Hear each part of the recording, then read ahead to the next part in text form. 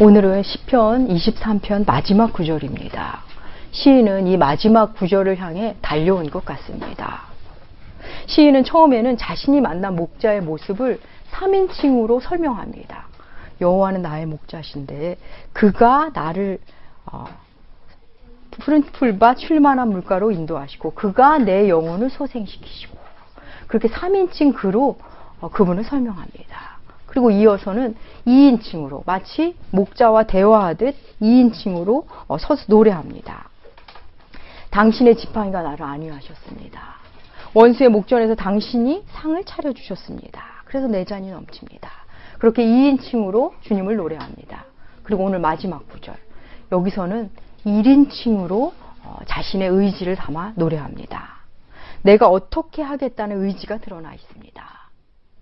원수의 목전에서 나에게 어떻게 하셨는지를 몸으로 기억하는 시인 다윗은 이제 그분에 대해서 다 알아버렸습니다. 많이 알아버렸습니다. 그분의 능력은 이미 푸른 초장, 쉴만한 물가로 데리고 다닐 때 그분의 능력을 그는 이미 만났습니다. 사망의 음침한 골짜기를 다닐 때 막대기와 지팡이로 보호하시고 인도하실 때 그분의 능력을 온몸으로 보고 만났습니다.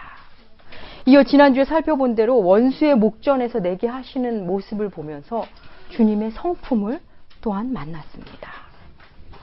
그가 만난 주님의 성품은 선하심과 인자하심, 두 단어로 그는 압축시켜 말하고 있습니다. 선하심이라는 단어는 히브리어 토브라는 단어입니다. 이 정도 단어는 여러분이 기억하셔도 좋을 것 같습니다. 히브리어로 토브, 좋음, 타인들에게, 사람들에게 유익을 주는 좋음을 말합니다. 인자하심은 히브리어로 헤세드입니다. 사랑, 인자하심. 그런데 이 인자하심은 언약을 지키는 성실함이 내포되어 있는 인자하심입니다. 주님의 인자하심은 언약을 지키는 성실함이 담겨있는 그런 자비입니다. 시편에서 가장 많이 반복적으로 나오는 찬양이 바로 주님에 대한, 주님의 선하심과 인자하심에 대한 찬양입니다. 제가 대표적인 것만 몇 구절만 주보에 실어놨는데 한번 볼까요? 시편 106편 1절 우리 함께 읽으시겠습니다. 할렐루야, 여호와께 감사하라. 그는 선하시며 그 인자하심이 영원합니다. 예, 또 이어서 시편 107편 1편 읽으시겠습니다. 여호와께 감사하라. 그는 선하시며 인자하심이 영원합니다. 이어서 시편 118편 1절 읽으시겠습니다. 여호와께 감사하라. 그는 선하시며 그의 인자하심이 영원하미로다. 예, 끝으로 시편 136편 1절 읽으시겠습니다. 여호와께 감사하라. 그는 선하시며 그 인자하심이 영원하미로다. 성경은 여호와의 선하심과 인자하심을 사건 속에서, 상황 속에서, 그렇게 인생 속에서 만나게 하시고 그것을 찬양케 하십니다. 역대기에 보면 이런 일이 있습니다. 여호사밧이 유다를 다스릴 때 이런 일이 있었습니다. 이방 민족, 이방 족속 암몬과 모압이 유다를 침범해 옵니다. 연합군이다 보니까 병력으로 그들을 도무지 이길 수가 없습니다. 여호사밧 왕이 너무나 당황스럽습니다. 두려워서 하나님 앞에 기도합니다. 금식을 선포하고 주님께 기도합니다. 어찌할 바를 모르는 여호사밧. 그런데 하나님의 영이 레위인 야하시엘에게 임하십니다. 그래서 야하시엘을 통해 여호사밧에게 말합니다. 이 전쟁은 하나님께 속한 전쟁이다. 그리고 여호사밧아, 찬양대를 편성하여 전쟁터에 내보내라. 이런 말씀을 주십니다. 여러분, 말이 됩니까? 전쟁터에 찬양대를 내보내라니. 사람의 눈으로는 이건 미친 짓이라고 밖에 볼 수 없습니다. 말이 안 되는 것을 야하시엘을 통해 여호사밧에게 주께서 말씀을 주십니다. 그런데 여호사밧이 순종을 합니다. 여호사밧은 찬양대를 만들어서 전쟁터 맨 앞에 그들을 세웁니다. 그 장면을 역대하 20장 21절은 이렇게 말하고 있습니다. 우리 함께 읽으시겠습니다. 백성과 더불어 언որ하고 노래하는 자들을 택하여 거룩한 예복을 입히고 군대 앞에서 행진하며 여호와를 찬송하여 이르기를 여호와께 감사하세. 그의 인자하심이 영원하도다. 여러분 생각해 보십시오. 지금 적군이 창과 칼을 들고 오고 있는데 이쪽 편에서 하는 일은 찬양대에게 예복을 입혀서 맨 앞에 세우는 것입니다. 여러분이 찬양대라면 어떠시겠습니까? 목숨을 걸고 지금 찬양하고 있는 것입니다. 근데 찬양의 내용은 너무 놀랍습니다. 승리에 대한 찬양이나 투쟁하자 이런 것이 아니라 감사하세. 그리고 여호와의 선하심을 찬양하는 것입니다. 그렇게 찬양을 부를 때 어떤 일이 일어났는지 역대하 20장 22절에 실려 있습니다. 함께 읽으시겠습니다. 그 노래와 찬송이 시작될 때 여호와께서 유다를 치러 온 암몬과 모압과 세일산 주민들을 치게 하심으로 그들이 상대는 패하고 유다가 이깁니다. 전쟁에서 승리합니다. 이 전쟁의 승리로 여호사밧이 통치하는 그 기간 동안 이웃의 이방 나라들이 그들을 두려워했습니다. 어느 누구도 그들을 침범하지 않았습니다. 하나님은 여호사밧에게 하나님의 선하심과 인자하심을 찬양할 때, 감사할 때 어떤 일이 벌어지는 것을 그에게 친히 보여주신 것입니다. 전쟁 앞에서, 목숨이 위태로운 그 상황 앞에서 주를 찬양하라. 그렇게 말씀하십니다. 그 어떤 상황 속에서도 나의 선함을, 나의 성실함을 의심하지 마라. 위태로운 상황 속에 위기 너머에 계시는 그 위기보다 훨씬 크신 하나님의 성실과 하나님의 성품을 보라 하십니다. 내가 끝내 너를 보호한다. 보여주신 것입니다. 우리는 사람들의 불성실로 많은 상처를 받기도 하고 또 때로는 우리가 상처를 주기도 합니다. 하기로 해놓고 안 하고, 하기는 했는데 엉터리로 해놓고, 약속을 안 지킵니다. 약속을 지킨다고는 했는데 언제 변덕을 부릴지 알 수 없습니다. 여러분 정말 아침부터 밤늦게까지 성실히 살아보십시오. 아니 이미 그렇게 살고 계시기 때문에 이미 아실 것입니다. 세상은, 사람들은 때때로 나의 성실을 비웃는 듯이 반응할 때가 있습니다. 성실한 사람을 바보 취급할 때도 있습니다.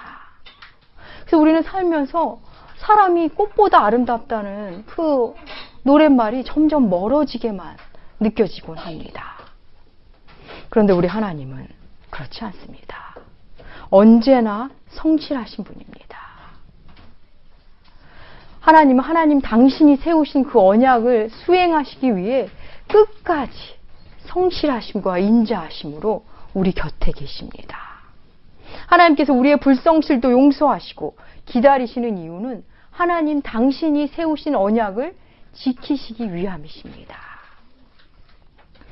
그 하나님의 선하심과 인자하심이 우리를 여기까지 오늘 이 자리에 있게 하신 것입니다. 그렇게 하나님의 성품을 만난 사람들은 세상이 나를 어떻게 대하든 다시 성실을 선택하는 사람이 됩니다. 다윗은 그것을 알아버렸습니다.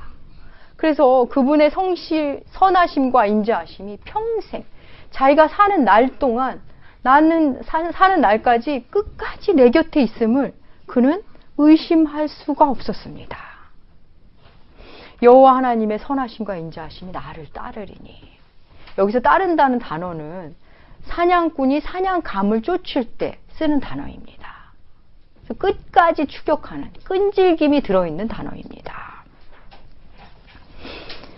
여러분, 하나님이 우리를 얼마나 쫓아오시는지 아십니까? 여호와 하나님께서 우리 창세기 3장에서 우리 이미 다 배웠습니다. 에덴 동산에서 아담이 하나님 앞에 범죄한 후, 불순종한 후 나무 뒤에, 나무 사이에 숨었습니다. 그날 하나님께서 다윗을 부르시며 찾으십니다. 다윗아, 내가 어디 있느냐? 그렇게 다윗을 부르신 이래로 주님은 지금까지 사람을 찾아 나서시는 분입니다. 사람을 찾아오십니다. 쫓아오십니다. 야곱을 홀로 두지 않으시고 그에게 씨름 상대가 되어주셨습니다. 요셉의 노예 생활할 때도, 요셉이 죄수 생활할 때도 그 감옥까지 쫓아가셨습니다.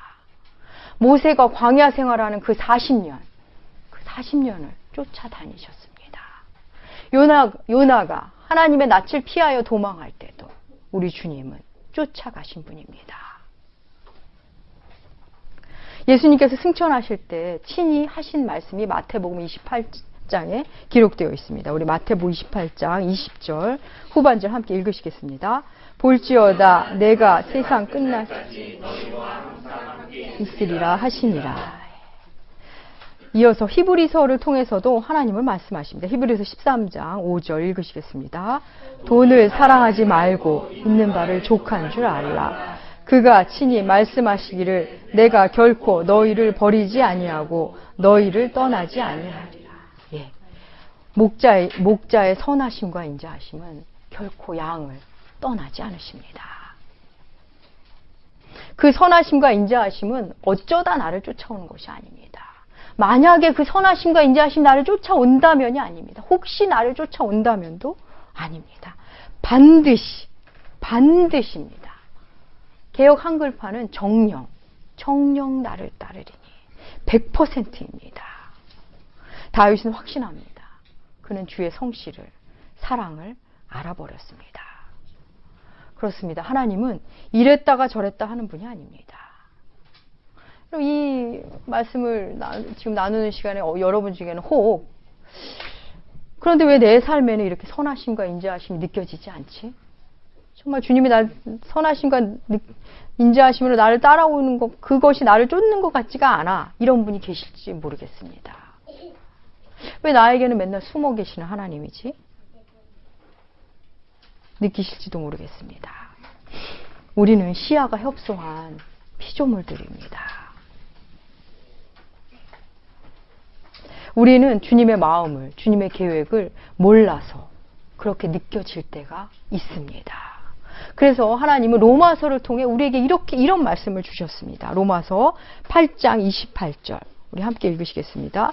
너희가 알거니와 하나님의 사랑하는 자 곧 그 뜻대로 부르심을 입은 자들에게는 모든 것이 합력하여 선을 이루느니라. 예.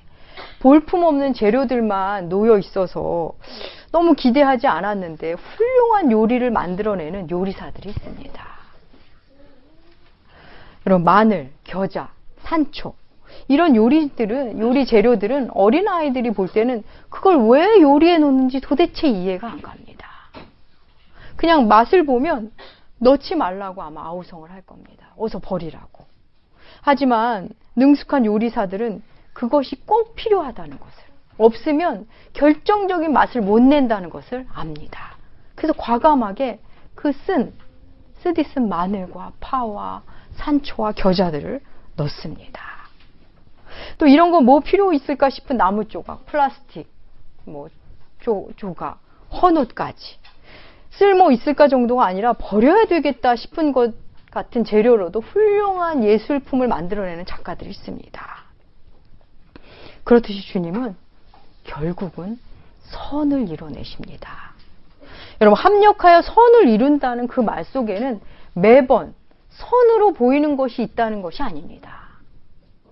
좋아 보이지 않는 것을 가지고도 선을 이루신다는 말씀이 숨어 있습니다. 나빠 보이는 일들, 이런 일이 없었으면 하는 일들이 그 안에 들어있다는 것입니다. 예수님을 믿는 우리들에게도 힘든 일이 있습니다. 어려운 일이 옵니다. 다만 우리에게는 나쁜 일은 없습니다. 결국 그것으로 하나님이 선을 이루시기 때문입니다. 그리스도인에게는 힘든 일은 있지만 나쁜 일은 일어나지 않습니다. 그 힘든 일도 결국은 하나님이 좋은 일로 만들어 버리십니다. 하지만 이 로마서 8장 28절의 이 말씀이, 이 언약이 모든 사람에게 해당되는 것은 결코 아닙니다. 하나님을 사랑하는 자, 곧 그 뜻대로 부르심을 입은 자들만이 해당 사항이 있습니다. 하나님의 뜻대로 살지도 않으면서, 하나님이 원하시는 삶을 살지도 않으면서 이 뒷구절이 내게 적용되리라고 생각하는 것은 오산입니다. 하나님 밖에서 하나님의 길을 따르지 않는 사람들은 도리어 선해 보이는 것도, 좋은 일 같아 보이는 것도 결국 합력하여 악을 이룹니다. 사람들이 보기엔 잘 됐어, 잘된 일이 하는데 결국 그것으로 악을 만들어냅니다. 그러나 우리는 성도들에게는 우리에게 일어나는 어렵고 힘든 일, 때로는 패배, 실패, 쓸모없는 시간 낭비 같은 일조차도 하나님은 끝내 선을 이루어 가십니다. 선하심과 인자하심이 나를 따른다는 말은 바로 궁극으로는 선을 이뤄내시는 하나님에 대한 찬양입니다. 주의 선하심과 인자하심이 자신이 사는 날 동안 함께 할 것임을 아는 다윗은 그래서 여호와의 집에 영원히 살겠다고 다짐을 담아 찬양합니다.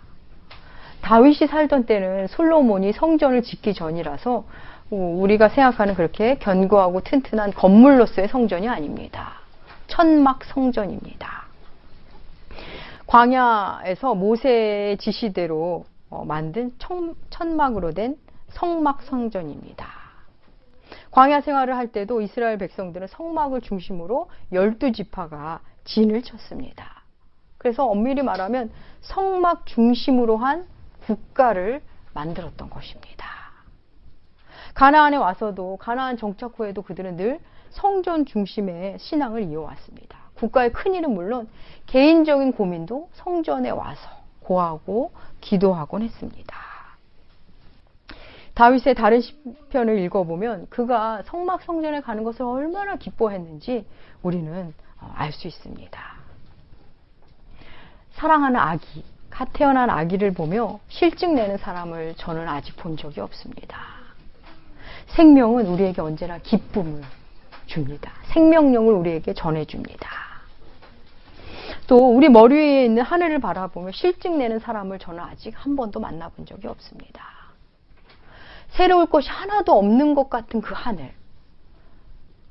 그런데도 별다를 것 없는 것 같지만 늘 다양하게 다가오는 하늘. 맑으면 맑은 대로, 흐리면 흐린 대로, 구름이 많으면 많은 대로, 없으면 없는 대로, 비가 오면 비가 오는 대로, 눈이 오면 눈이 오는 대로. 하늘은 실증이 나지 않습니다. 다윗에게 하나님의 집은 마치 그러한 것 같습니다. 언제나 생명을 만나고 언제나 기쁨과 즐거움을 만나는 곳이 바로 그 성전이었습니다. 꺼내도 또 나오는 기쁨의 샘물 같은 곳. 주님을 알면 알수록 더 새롭고 놀랍고 사랑스럽고 아름다우신 분을 그는 성전에 갈 때마다 만났을 것입니다.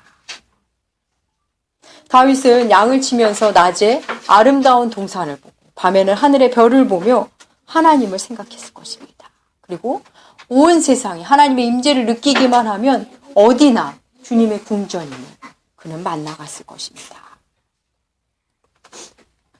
시편에는 하나님의 전을 사모하는 다른 시인의 시가 있습니다. 시편 84편 한번 읽어볼까요? 시편 84편 10절입니다. 함께 읽으시겠습니다. 주의 궁전에서의 한날이 다른 곳에서의 첫날보다 나은지 악인의 장막에 사는 것보다 내 하나님 성전에 문지기로 있는 것이 좋사오니. 고라 자손의 시로 알려진 시편 84편입니다. 하나님과 함께 사는 한날이 다른 곳에서 편하게 사는 첫날보다 낫다고 좋다고 고백합니다. 하나님은 물론 어디에나 계십니다. 하지만 그분의 선함심과 인자하심은 교회에서 가장 충만하게 드러납니다. 교회에서 가장 먼저 가장 충만하게 드러납니다. 성도는 주님의 몸된 교회에 접붙여져서 주님과 함께 교회의 기쁨 같이 기뻐하고 교회의 어려움을 함께하며 사는 사람들이 성도입니다. 교회 오는 것이 좋고 교우를 만나는 것이 너무 좋고 안 보면 보고 싶고 교우들과 함께하는 것을 좋아하게 됩니다. 나중에 그들과 힘든 일이 생길지언정 함께하려 합니다. 교우들로 인해 혹은 교회로 인해 아프고 상처가 생길지라도 역시 교회와 교우로 그 상처가 치유된다는 것을 알게 됩니다. 바로 그 삶을 통해 어디든지 주의 그 임재가 있는 곳이 교회임을 모이는 교회를 통해 교우와의 만남을 통해 배우게 됩니다. 제가 시인이라면 이 시편 23편 마지막 구절 이후에 한 구절을 한 줄을 더 넣고 싶습니다. 여호와의 집에 영원히 살리로다. 그 다음에 한 줄을 저에게 넣어보라면 넣고 싶습니다. 저는 다시 여호와는 나의 목자시니 내게 부족함이 없으리로다 를 한 줄 더 넣고 싶습니다. 앞으로 내가 여호와의 집에 영원히 살겠지만 지금 나를 붙잡아 줄 수 있는 것은 나의 현실을, 나의 현재를 붙잡아 줄 수 있는 것은 바로 이 고백. 여호와는 나의 목자시니 내게 부족함이 없으리로다 가 아닐까 싶습니다. 이제와 돌아보니 모든 것이 주님의 은혜였음을, 그분이 바로 나를 푸른 초장 쉴 만한 물가로 인도하셨음을, 그때가 바로 사망의 음침한 골짜기를 지나였을 때였음을, 그런데 그분의 지팡이와 막대기가 나를 보호하고 인도했음을, 원수의 목전에서 상을 차려주신 나의 사랑하는 목자, 그 나의 영혼을 기어이 소생케 하시는 그분이 나의 목자시니 내게 부족함이 없으리로다. 다시 고백하고 싶습니다. 사랑하는 나무교회 교우 여러분, 우리는 하나님의 양이며 주님은 우리의 선하신 목자이십니다. 세상이 아무리 어렵고 힘들다 해도 우리에게는 주님이 계십니다. 그런데 왜 믿지 않는 사람들과 똑같이 살려 하십니까? 시편 23편은 우리에게 말합니다. 여호와가 바로 그대의 목자이십니다. 그 파란만장한 삶을 산 다윗이, 또 시편 84편을 쓴 시인이 우리에게 말하고 있습니다. 제가 숱한 어려움과 고통과 아픔도 겪었고 다양한 기쁨도 만나봤지만 주님과 함께한 날이 가장 좋은 날입니다. 문지기라도 걸레질만 하고 살아도 주님과 함께하는 것이 최고입니다. 라며 우리에게 말하고 있습니다. 세상은 자꾸 우리의 부족함을 드러내줍니다. 우리가 원하지 않는데 자꾸 너는 이거 없잖아. 넌 이거 부족하잖아. 너는 부족해. 자꾸 세상은 우리에게 말해줍니다. 그럴 때마다 우리가 얼마나 부족함 없는 세상을 살고 싶습니까? 부족함 없는 삶을 너무나 살고 싶습니다. 사랑하는 여러분, 주님은 우리의 목자입니다. 우리가 주님의 양으로 살면 됩니다. 주님만이 나의 목자이심을 고백하고 주님의 말씀에 귀 기울이며 주만 바라보며 삽시다. 사랑하는 나무교회 교우 여러분, 사순절 기간입니다. 우리의 선하신 목자 되신 예수 그리스도, 그분의 마지막 한 주간의 행적을 우리는 매일 묵상합니다. 예수 그리스도 그 선한 목자를 더욱 깊이 사랑하는 길은 말씀 속에 들어 있습니다. 말씀 안에 난 길을 함께 하심으로 이 사순절 기간 주님을 더 가까이 만나길 권면합니다. 선하신 주님을 여러분 개인의 목자로 만나시길 축복합니다.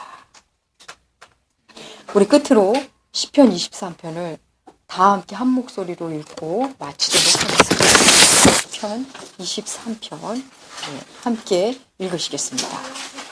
여호와는 나의 목자시니 내게 부족함이 없으리로다. 그가 나를 푸른 초장에 이르시며 쉴만한 물가로 인도하시는도다. 내 영혼을 소생시키시고 자기 이름을 위하여 네 길로 인도하시는도다. 내가 사망의 음침한 골짜기로 다닐지라도 해를 두려워하지 않을 것은 주께서 나와 함께 하심이라. 주의 지팡이와 막대기가 나를 안위하시나이다. 주께서 내 원수의 목전에서 내게 상을 차려주시고 기름을 내 머리에 부으셨으니 내 잔이 넘치나이다. 내 평생의 선하심과 인자하심이 반드시 나를 따르리니 내가 여호와의 집에 영원히 살리로다. 아멘. 기도하시겠습니다. 하나님 아버지, 감사합니다. 세상에서 아무리 편하고 즐거운 날을 산다 해도 주님이 없는 곳은 우리에게 공허한 공간이며 헛된 시간일 뿐입니다. 주님 없는 세상은 도무지 상상도 할 수 없습니다. 하나님, 시편 23편의 주님을 우리 삶에서 만나게 하여 주시옵소서. 그래서 다윗의 고백이 바로 우리 교회의 고백, 우리 각 사람들의 고백이 되게 하여 주시옵소서. 감사드리며 존귀하신 예수님의 이름으로 기도합니다. 아멘.